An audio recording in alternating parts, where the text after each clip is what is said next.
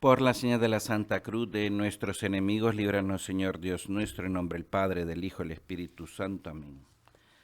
Señor mío y Dios mío, creo firmemente que estás aquí, que me ves, que me oyes. Te adoro con profunda reverencia. Te pido perdón de mis pecados y gracia para hacer con fruto este rato de oración. Madre mía Inmaculada, San José, mi Padre y Señor, Ángel de mi guarda, interceded por mí.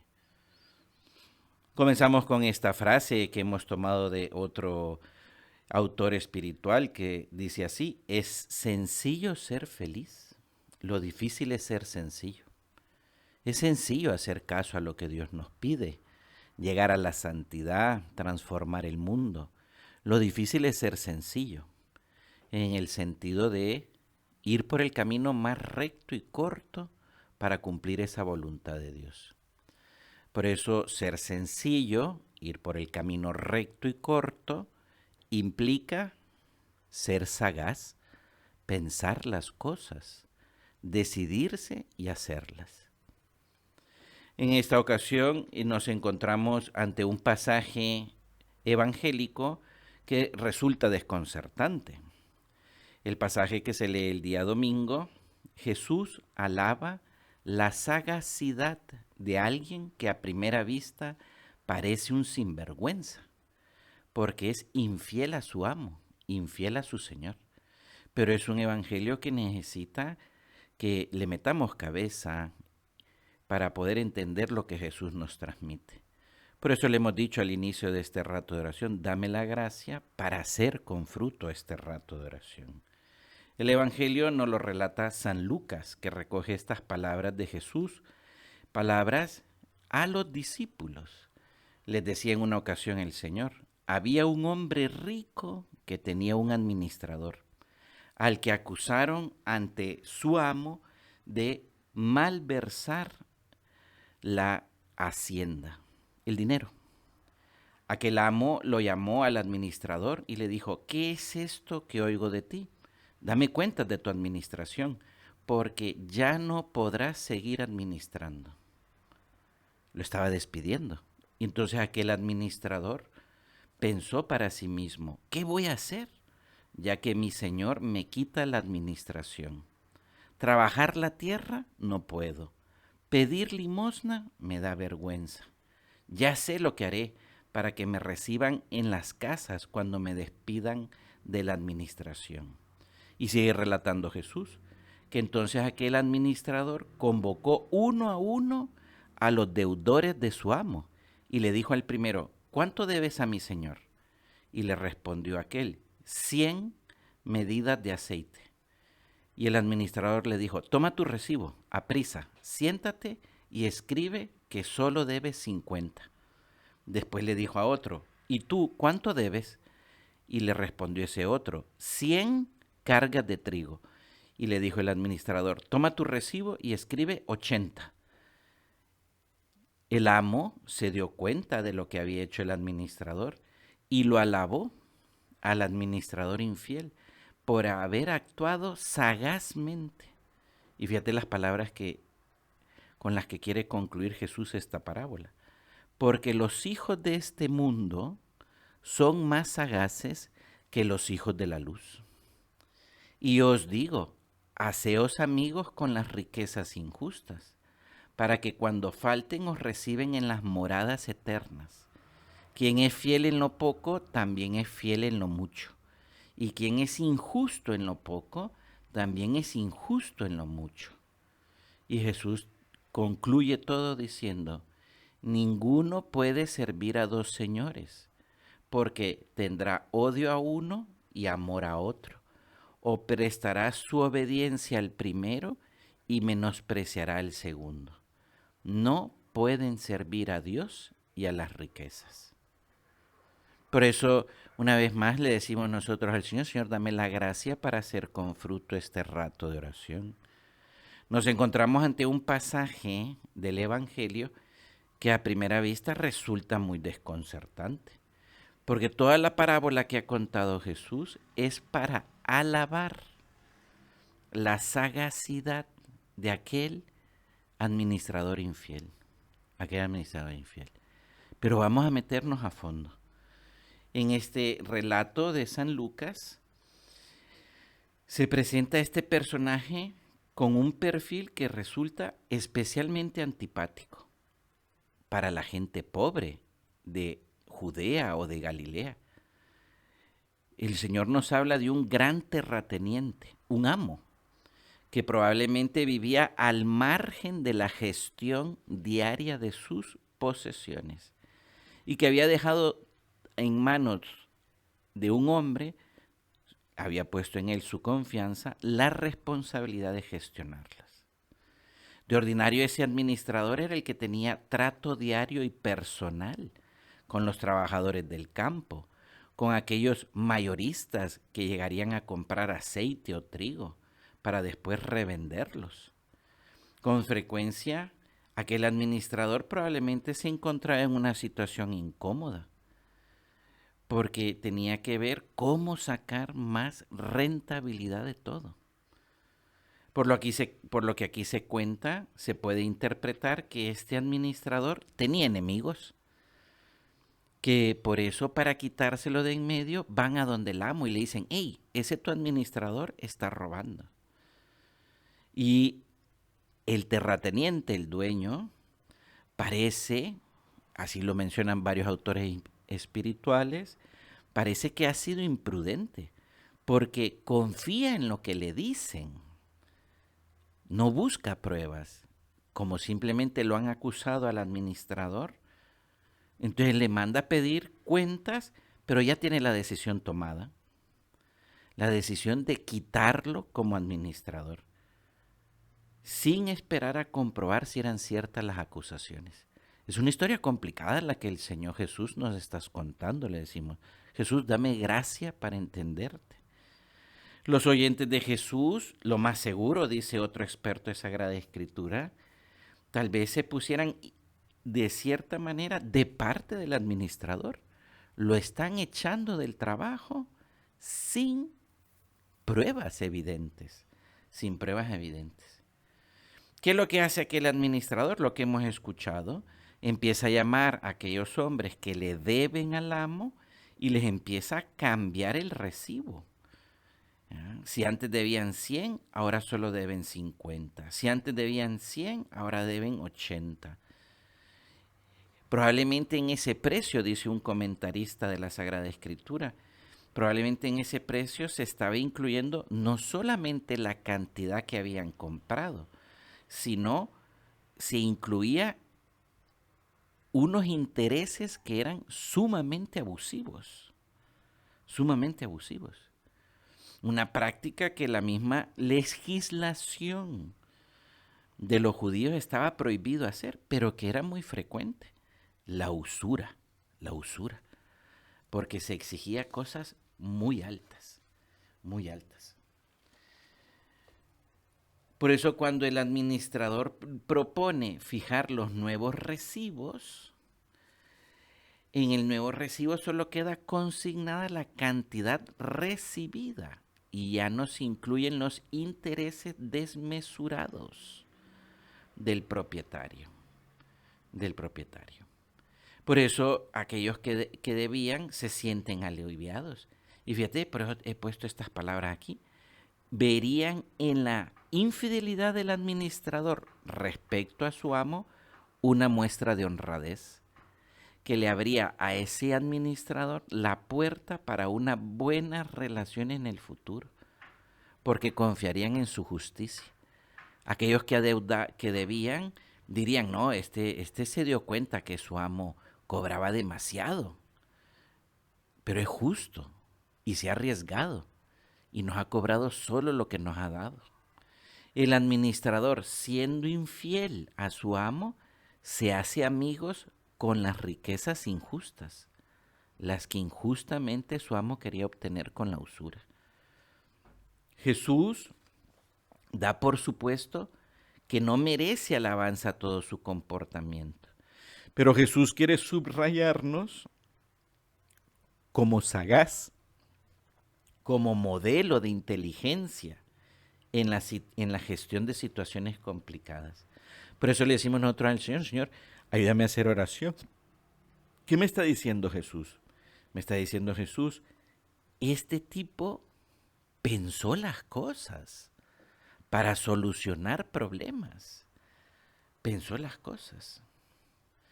Por eso Jesús está enseñándole a los discípulos que para ganarse el cielo, para ganarse en el cielo, en esta tierra donde muchas veces se toca la injusticia, hay que aprender a tener sagacidad, sagacidad, a ser sagaz.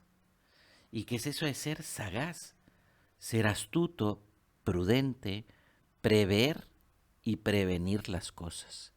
Y fíjate, por eso toda esta vuelta larga que hemos hecho para comentar el Evangelio nos puede servir, porque el Señor nos está dando una lección muy importante a captar, que hay que aprender a hacer el bien con inteligencia, a prevenir las cosas, a ser prudente.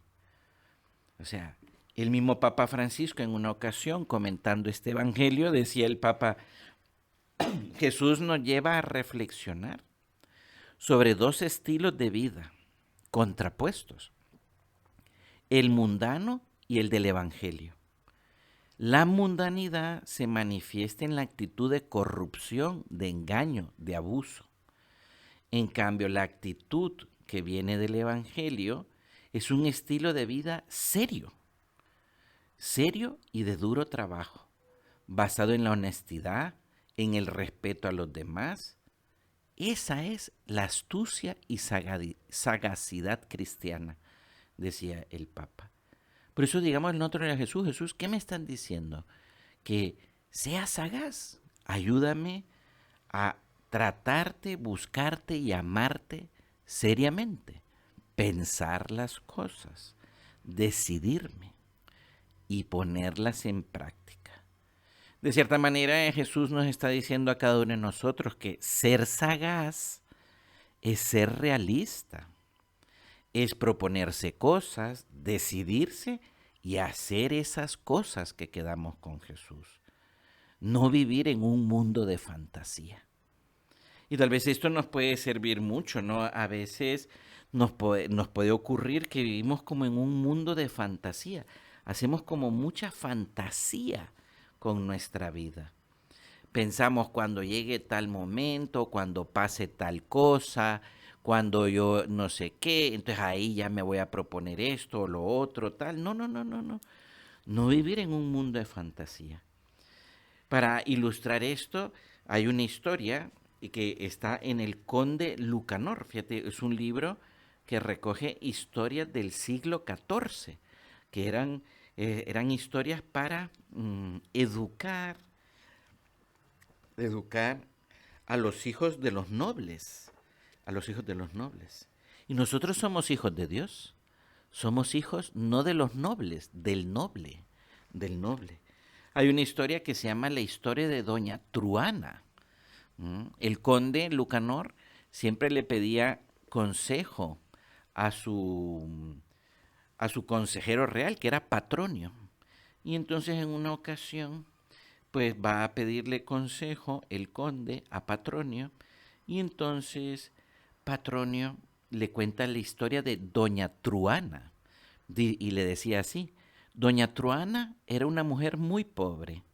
Iba un día al mercado y llevaba una olla con miel en la cabeza. Y yendo por el camino comenzó a pensar muy contenta. Con el dinero que saque de esta miel compraré unos huevos. De los huevos nacerán gallinas. Venderé las gallinas y con lo que me den compraré entonces ovejas. Y así, en su imaginación, fue vendiendo y comprando sucesivamente cosas cada vez mejores, hasta que doña Truana pensó que llegaría a ser la más rica de todas sus vecinas. Luego se dio a imaginar cómo casaría a sus hijos y a sus hijas, y cómo iría guardada por la calle por sus yernos y nueras. Y ya se estaba figurando, además, doña Truana, lo que dirían las vecinas. Dirían, ahí va la señora doña Truana. Hay que ver qué suerte la suya. Hoy tan rica y ayer tan pobre. Y esta idea le dio a doña Truana tanta alegría que se soltó a reír y riéndose tanto se dio una palmada en la frente y con esto cayó la olla de miel al suelo y se rompió. Pobre doña Truana, al ver quebradas con la olla sus ilusiones, comenzó a llorar desconsoladamente, aunque en vano. Y entonces Patronio aprovecha para darle el consejo entonces al conde. Pero fíjate, a veces a nosotros nos puede pasar esto. Es sencillo buscar la voluntad de Dios. Lo que es difícil es ser sencillo. Es no andar en un mundo de fantasías. ¿Qué es lo que tengo que rezar, decidirme y hacer? Eso es la sagacidad. Eso es la sagacidad. No estar pensando de que cuando tal y en tal momento y cuando esto y lo otro, vivir en un mundo de fantasía. No, no, no, no, no. O sea, es decir, y la sencillez del que busca el amor de Dios. ¿Verdad que a veces le decimos a Jesús, nos quedamos en buenas intenciones y no acabamos de pensar realmente cómo mejorar en este punto, cómo hacer mejor mi trabajo, cómo ser más apostólico, cómo ser más fiel a lo que Dios me va pidiendo? Va pidiendo. Pero si te recuerdas en el Evangelio, Jesús quiere terminar con estas palabras, ¿no? No podéis servir a Dios y al dinero, porque aborreceréis a uno y amarás al otro, o se obedecerá a uno y se despreciará al otro. Jesús con toda esta conclusión nos exhorta a elegir claramente a Dios y no vivir a medias entre servir al mundo o servir a Dios. Una vida junto a Jesús es una vida de desprendimiento, de ser sencillo. Es la virtud cristiana nuevamente sale en el Evangelio, ¿no? De tener el corazón libre para amar a Dios, de pobreza, de no apegarnos a las cosas, no apegarnos a las cosas. Fíjate, la pobreza cristiana no es vivir de la limosna de los otros, es vivir de mi trabajo, es vivir con decisiones y ejecutar esas decisiones, a no andar en fantasías o andar en una gran comodidad apegado a cosas, apegados a cosas. Y para la gran mayoría de todos nosotros los cristianos que vivimos en medio del mundo, en todo el mundo, o sea, es preciso que lo aprendamos y nos demos cuenta que esta virtud hoy en día es necesaria porque vivimos en una sociedad de consumo, de gastos inútiles, innecesarios, de lujos, de muchas comodidades, de mucho entretenimiento, de comparaciones con nosotros, de envidia, y que nos puede llevar a una desordenada comodidad. Por eso la pobreza, el desprendimiento, es necesario para ser sencillo, porque hay cosas que ahogan, que ahogan. ¿eh? En ese mismo libro, El Conde de Lucanor, hay una historia, fíjate, pero la cuento, es una historia muy sencillita, pero es del siglo XIV. Es a más de 600 años, ¿no? Y entonces le cuenta Patronio al conde, le dice, había un hombre, le dice, que llevaba a cuestas una gran bolsa con dinero, piedras preciosas y oro. Y he aquí que para llegar al lugar a donde se dirigía, hubo de pasar un río. Se ató la bolsa al cuello y se adentró en las aguas, pero la corriente era mucha y el gran peso que llevaba en la bolsa le impedía luchar contra la corriente, de modo que estaba a punto de ahogarse. Oyó sus gritos de socorro un campesino que estaba ahí cerca, y aquel campesino se acerca a la orilla y le dijo, arroje la bolsa al río y sálvese. Pero aquel hombre pensó, renunciar a mi tesoro, eso jamás. Si la bolsa se hunde, me hundo con ella. Y con ella se hundió el infeliz a causa de su codicia, de su codicia. Fíjate, esto es una historia de hace más de 600 años. ¿Y qué es lo que nos quiere decir? Hemos de aprender a decir, a ser sencillos, ser sagaces. ¿Estoy apegado a cosas? ¿Estoy apegado a lo material? ¿Estoy apegado al entretenimiento, al cómo uso el tiempo, a las comodidades? ¿Busco realmente la voluntad de Dios? La voluntad de Dios. Por eso esa pobreza cristiana no es simplemente sufrir, es tener el corazón libre para amar, es liberarnos de la concupiscencia de la que habla la Sagrada Escritura, ese deseo desordenado de los bienes terrenos. En la medida en que disminuye la concupiscencia, explicaba San Agustín, aumenta la caridad, aumenta la caridad. Porque aprende uno a confiar más en Dios, en lo que Dios quiere, en hacer lo que Dios quiere, ser sagaz, ser sagaz. Por eso, a medida que somos más desprendidos, confiamos más en Dios. En la medida en que somos más sobrios, aprendemos a compartir más con los demás, más con los demás. Pero este desprendimiento, esta pobreza, ha de ser real. Que se note y se toque, como decía San José María. Que se note y se toque. O sea, es decir, no quedarnos en un mundo de fantasía, sino pensar. Todos tenemos una gran capacidad de retrasar, postergar, procrastinar, dice la gente por ahí, ¿verdad? Pero es decir, de retrasar las decisiones y acumulamos muchas cosas por si acaso. Es sencillo ser feliz, lo difícil es ser sencillo.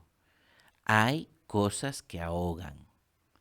Y nosotros decimos a Jesús, Jesús, que me doy cuenta que hay cosas que ahogan el amor, la vibración en el corazón, porque estoy apegado a una serie de televisión, porque estoy apegado a una forma de entretenimiento, a unas comodidades, a unos caprichos. No, o sea, como un cristiano en medio del mundo, hemos de aprender de que hay una gran presión y alrededor nuestro de consumir, de volvernos egoístas. O sea, pero también que demos cuenta que alrededor nuestro hay gente necesitada. Hemos de saber vivir con el corazón libre para amar. Por eso es importante que en nuestros ratos de oración vayamos a los detalles concretos, reales, a saber pensar, decidir y llevar a la acción, ser sagaz. Por eso es que bonito le decimos a Jesús, nos cuentas una parábola sobre ser sagaces y nos acabas hablando de desprendimiento. Ser sagaz, ser sagaz. Por eso cada uno de nosotros puede pensar, yo soy pobre como me pide el Señor, aunque tenga muchos bienes, no estar apegados a ellos. Es un buen momento para tomar decisiones y evitar gastos innecesarios, el aprender a dar limosna, a no dejarnos llevar por los caprichos, a usar bien el tiempo y las herramientas tecnológicas que tengamos. O sea, es decir, porque queremos ser sagaces, hacer el bien, hacer el bien. Jesús nos lo dice muy claramente, no podéis servir a Dios y a las riquezas. Es imposible agradar a Dios, llevar a Dios a todos los caminos de la tierra, si al mismo tiempo no estamos dispuestos a hacer renuncias. Hemos de aprender a renunciar por amor a Dios. Y a veces renunciar a no tener esto o no tener todos los bienes que yo quisiera, porque le meto el hombro a unas labores apostólicas, a otras personas.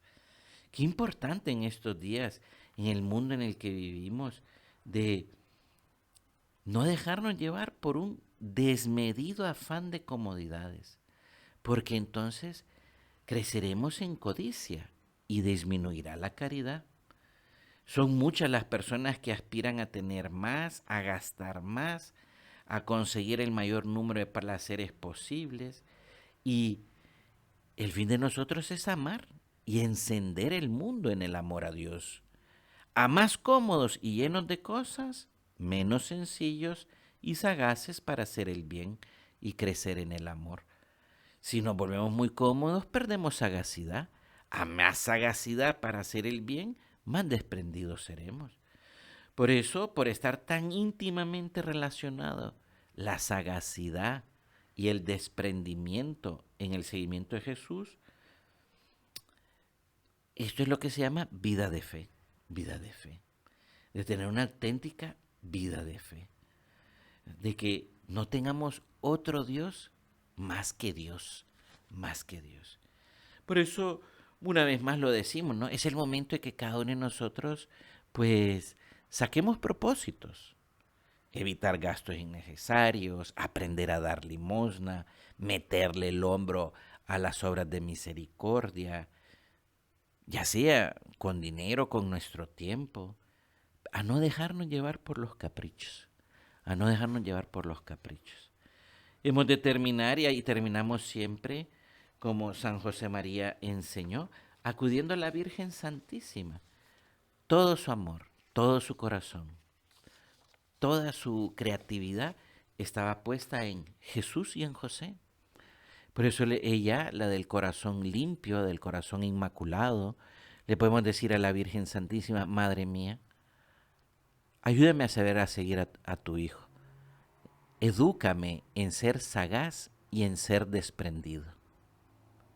Te doy gracias, Dios mío, por los buenos propósitos, afectos e inspiraciones que me has comunicado en esta meditación. Te pido ayuda para ponerlos por obra. Madre mía Inmaculada, San José, mi Padre y Señor, Ángel de mi guarda, interceded por mí.